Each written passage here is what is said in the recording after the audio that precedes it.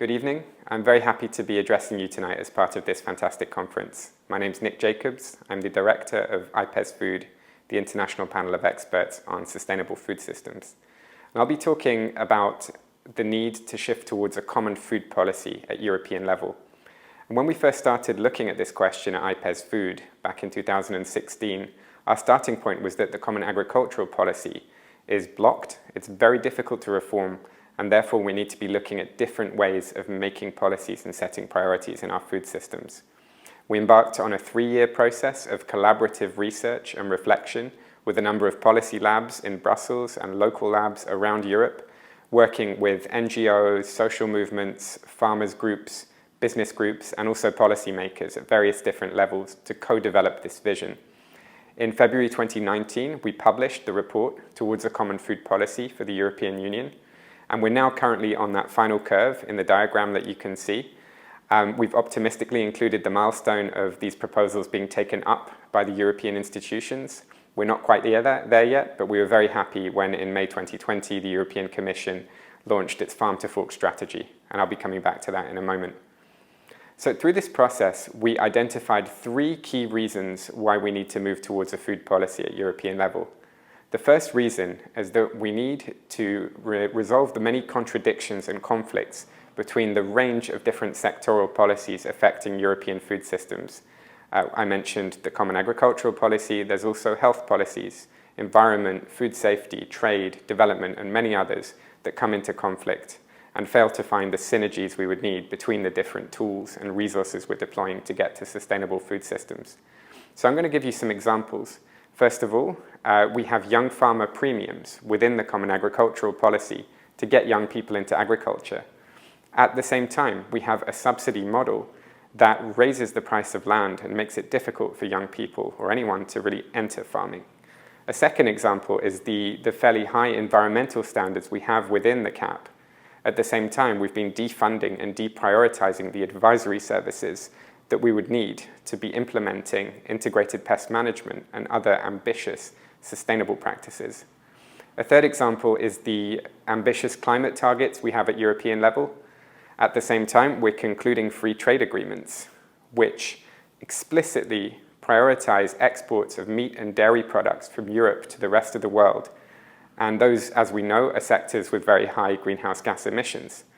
And finally, it's worth mentioning the missing synergies between the different levels of governance, so between EU, national, and local levels.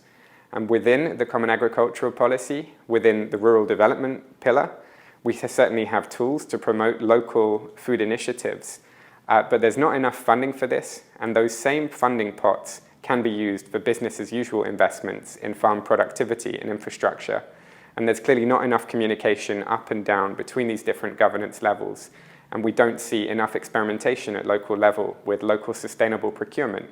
And that's in part because there's a lack of understanding of what are the constraints of EU law and what can be done at local level.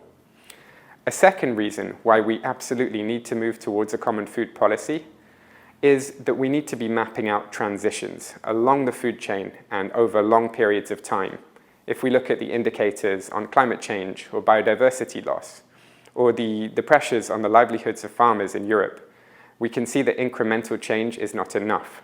We need to be fundamentally redesigning our food and farming systems and changing the incentives. If we look at the transition we need towards agroecology, this would require a different type of CAP subsidy. It also requires a retooling of advisory services. And it requires new markets to be found so that farmers can be paid a fair price for producing sustainably. Not to mention the need to protect farmers against dumping of cheap and unregulated produce within the external market and from beyond. If we look also at the transition we need towards healthy diets, it's very clear at this point that it's not just a question of telling consumers to make the right choice and giving them a bit more information to do so. We need to build healthy food environments in which the healthy, sustainable choice is the easiest one. And this brings a whole number of policies into play. We need to be looking at urban planning, zoning, and licensing policies that affect access to food. We need to be looking at tax policies and social policies that affect the affordability of different foods. And we need to be cracking down on the marketing practices that shape people's diets and lead them very often towards diets based on junk food. And it's clear that doing these things requires joined up packages of policies, and it's very difficult to do that without having an overarching food policy in place.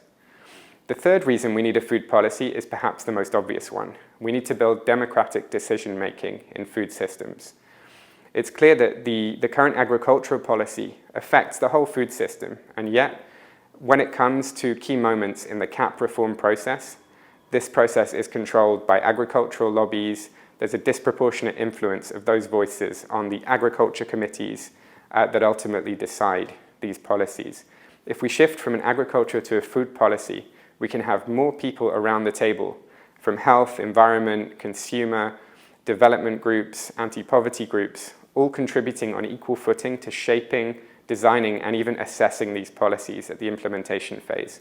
And if we can do that, we can start to overcome the democratic deficit that really undermines so many European policies. So, I've laid out these three reasons why we need a common food policy. But through this 3-year process, we also identified in very concrete terms what a common food policy for Europe could look like. And here, I hope there are some lessons for the Farm to Fork strategy. We identified 84 concrete proposals grouped into the short, medium, and long term. This is really a roadmap to sustainable food systems in Europe. And crucially, we grouped these proposals under 5 overarching objectives. These objectives are goal-oriented, and they describe the food systems that we need. They are, in essence, 5 parallel transitions that need to happen to get to sustainable food systems in Europe. Firstly, building access to land, water, and healthy soils. Secondly, building climate-resilient, healthy agro-ecosystems. Thirdly, promoting sufficient, healthy, sustainable diets for all. Fourth, building cleaner, shorter, and fairer supply chains. And finally, putting trade in the service of sustainable development. And in the wheel diagram, you can see, and I would invite you to look at the report to see these proposals in detail, there's a 6th chunk of proposals which are just about governance. For example, having a vice president in the European Commission who's responsible for sustainable food systems. And we think that these governance changes are really crucial to get a meaningful common food policy in place.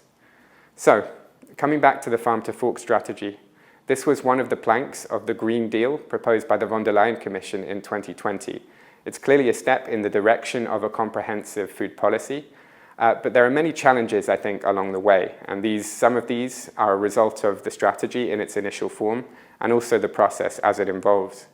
So first, it's worth noting that this strategy is very bold in that it puts forward ambitious targets for pesticide reduction, fertilizer reduction, reducing antibiotic use, and also increasing the acreage of organic farming. The strategy also mentions a number of different technological innovations and approaches we need to get there, from gene editing to precision agriculture and also agroecology.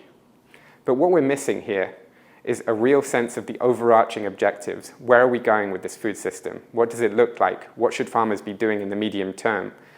And there's not enough reflection on the risks of different technologies and whether they're compatible enough. And clearly, some of the high-tech approaches being promoted lead us towards monocultures and systems that are not compatible with some of the changes we need to see. So that all needs more reflection. And if we don't reflect on that, those targets simply won't be met. Secondly, there are questions around governance. And one of the most positive things about this strategy is that there's been a cross-sectoral way of working in the creation of this strategy. We've seen DG Environment, DG Santé, DG Agri, and DG Trade all working together to design this strategy, and that's reflected in the way it looks and its broad vision. But the question is, how do we maintain that working method as we move forward? And when we move into a legislative agenda, whether it's farming changes, labeling, trade, do we keep working cross-sectorally or do we move back to silos? And if it's the latter, that would be a huge problem, of course. There's also a question of how we involve citizens meaningfully in this process. And one proposal IPES-Food has put forward is having an EU-level food policy council. Thanks very much for your attention, and I look forward to discussing all of these questions through the rest of the conference.